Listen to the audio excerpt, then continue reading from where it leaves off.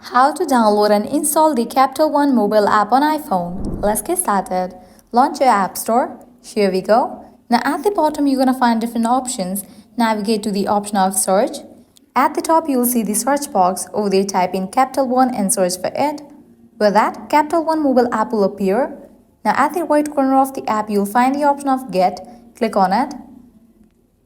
And with that your Face ID will be enabled. For that you will need to double click on your power button. Once you verify your Face ID, the app will be downloaded. You just have to wait for a few seconds. It's in the process. Once completion of its download process, you can launch the app, type in your credentials and get access to your Capital One account. Well, this way you can easily download and install the Capital One mobile app on iPhone. This was really simple and quick process.